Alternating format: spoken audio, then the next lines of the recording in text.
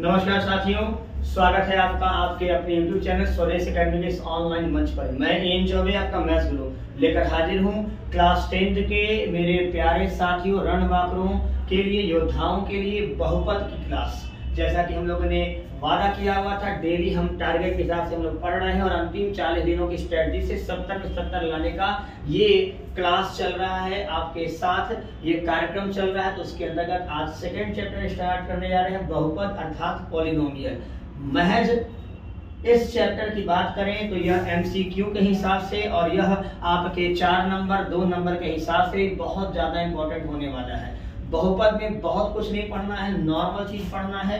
बस ये जानकर समझिए कि 3 चीजों में 3 ही ज्ञान के महत्वपूर्ण बिंदु हैं और उनमें ये समेटा हुआ है ये आपका प्यारा चैप्टर। पहला है ग्राफ देखकर शून्यकों की संख्या पता करना। आपके सामने जैसा कि ग्राफ मैंने दिखाया है, ग्राफ दिया रहेगा और आपको शून्यकों की संख्या का पता लगाना है, कुछ नहीं करना है। ग्राफ एक्स अक्ष को जितने बिंदु पर प्रतिच्छेद करेगा, यानी ग्राफ जो है वो एक्स अक्ष को जितने पॉइंट पर काटेगा उतने ही शून्यकों की संख्या होगी। अगर ग्राफ एक बिंदु पर प्रतिच्छेद कर रहा है तो शून्यकों की संख्या 1 होगी। अगर ग्राफ 2 बिंदु पर काट रहा है तो शून्यकों की संख्या यानी नंबर ऑफ जीरोस क्या होगी, 2 होगी। आप देखिए इस ग्राफ को, तो यह ग्राफ एक्स एक्सिस के पैरेलल है, एक्स अक्ष के समांतर है, वह एक्स अक्ष को किसी भी पॉइंट पर नहीं काट रहा है। तो यहाँ पर 0 होंगे शून्य। कितने होंगे शून्य? तो नंबर ऑफ जीरो कितना होगा,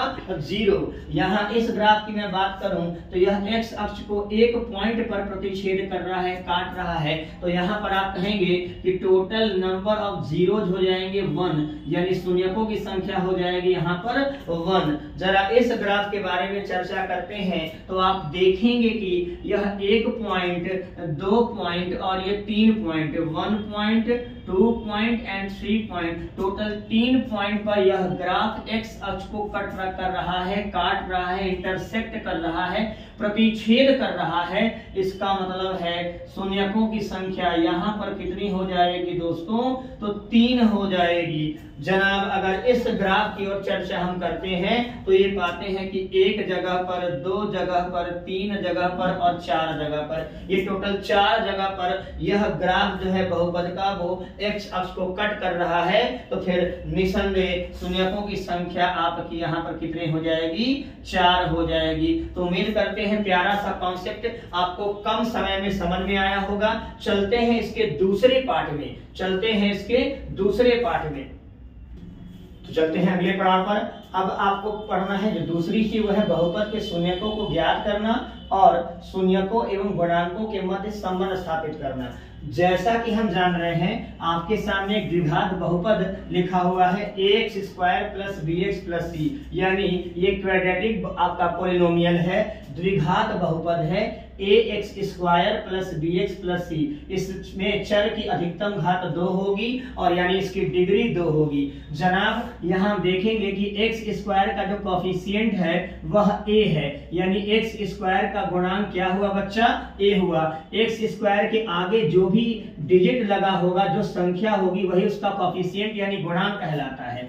x का गुणांक क्या हुआ, b है, x का गुणांक क्या हुआ, b है, यानी कोफिशिएंट ऑफ x क्या होगा, b है। और c जिसमें x का कोई टर्म नहीं होगा, चर का कोई टर्म नहीं होगा, तो वह अचर पद कहलाएगा, कांस्टेंट टर्म कहलाएगा। इसमें इस द्विघात बहुपद के 2 मूल होंगे, 2 हल होंगे, 2 शून्यक होंगे जिन्हें हम अल्फा और बीटा कहेंगे।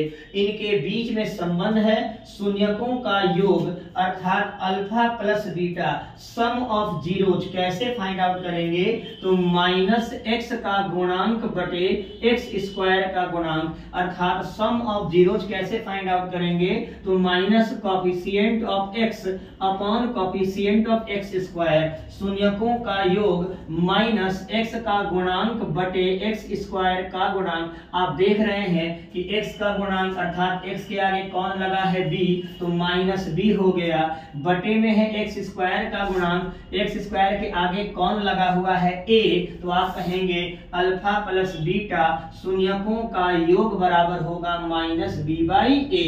इसी प्रकार हम चलेंगे शून्यकों के गुणनफल पर यानी प्रोडक्ट ऑफ जीरोज पर, तो आप पाएंगे कि अचर पद बटे एक्स स्क्वायर का गुणांक यानी constant term upon coefficient of x square. अचर पद कौन है बच्चा? तो सी है। सी बराबर अचर पद, सी बराबर अचर पद, सी बराबर कांस्टेंट टर्म।